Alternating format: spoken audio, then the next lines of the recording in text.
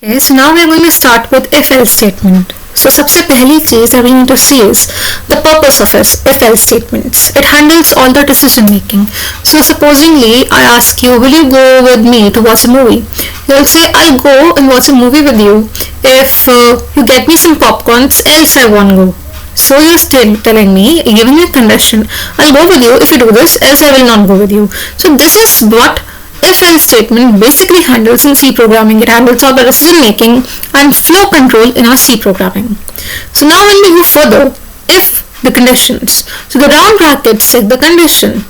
The 0 is false and my non-zero value is true. Now here comes a question. Examiner can ask in बार या फिर you will also be confused at times that return 0 is or true. So how is my 0 false here? So 0 is a value that is false in programming in C and non-zero is true. So when you're using return 0, you're saying that basically I'm returning the false value back to the system and I'm taking my true value back. So return 0 is my acceptance or my code execution successful, but 0 in our programming in C stands for false and my non-zero stands for true. Further, when we go over execution, here comes the if blocks. If block runs if it is true. So supposedly when I give you the same example, I'll go with you to watch movie if you get me popcorns. So if I say okay, I'll give you popcorns, then it is run. So of course you will go with me. But if I say no, I won't, it is skipped. Then we'll check the else statement. So what did you say else? You said that no, I won't go, otherwise else I won't go. So I'm saying the alternative, it runs only if the preceding if condition was false. So I'm saying the if condition was false, therefore or else condition will work. Now chaining, we can use it to check multiple sequential conditions. If else, if else, if else, if else, if else, lot of times you can use it. So comparison operator, we learnt about operator, but this is also used many a times.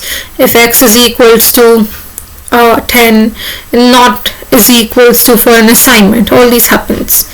And then comes the code blocks. We use curly braces to define the scope of the code, where it runs. So when we are using an if-else condition, there is a scope of the block where it runs and then we use it. So to understand it much better, we'll do one code here.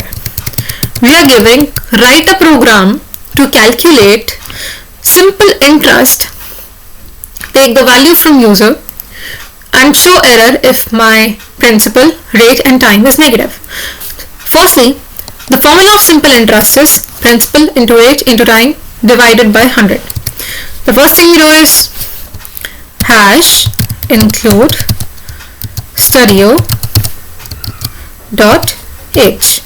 So my hash include is telling me that we will be including preprocessor. My studio.h, oh sorry, I made a mistake, .h. My studio.h is my preprocessor in which we'll have our functions. Now we'll see int main. Here my first value or my starting value occurs and it is my main function. In between all the functions of my programming in C are added on.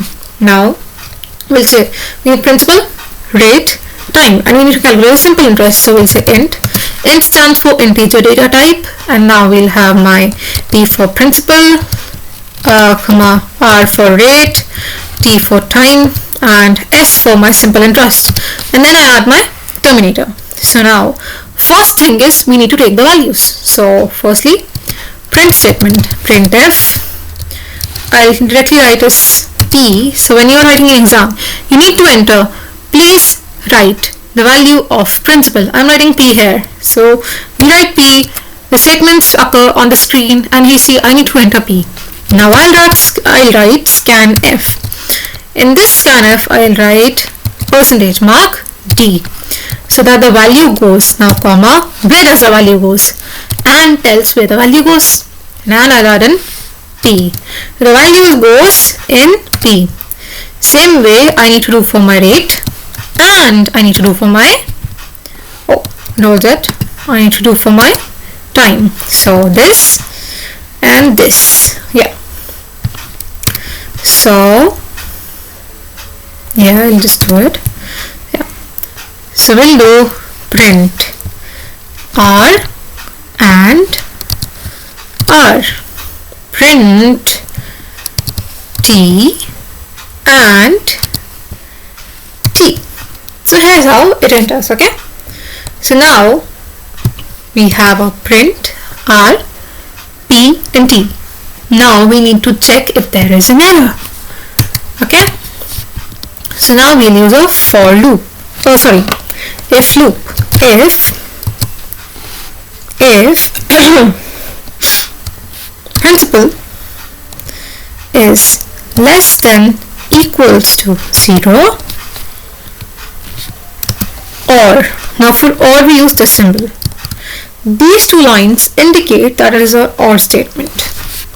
Then here is and rate is less than equals to 0, 0, no comma, and this is the rest sign, and time is less than equals to 0. Now we will have our scope block. Here we write the scope part. Then we will say print if error values can't be 0. Values can't be negative. Yeah, negative. Terminator. And here's how. And I'll now I'll do return 0. That means the false statement is returned. That means the execution of for loop, if loop, is successful. Now I'll use my simple interest formula. I'll use S is equals to in bracket P into R into T divided by 100. And now I'll print it. Print F. The simple interest is slash D, comma S. And again return 0 for a whole function. Now we'll see if there are any errors, or we can execute it. Yeah, we'll just run this code. Okay, you will run this code. Let's run it. Okay, there are certain errors. Oh, there's no exclamatory mark. Yeah, and 54. Okay, let's see. We forgot to add the terminator here. Terminator is very important. As I said, I got a mistake. Same way, you shouldn't get a mistake. Terminator marks are really important. So let's do it again. Run. Yeah, this is saying my P. I got it. P I'll say is my, let's say 2000. Let's say my R is, let's say 3. Let's say -5. Errors, values can't be negative. Now I'll do it again. I'll do my P is equals to this, my R is equals to 10, my time is equals to 20. Simplest interest is this. So this is how you do simple if else question, and this is the whole concept of if else statement. So that's it.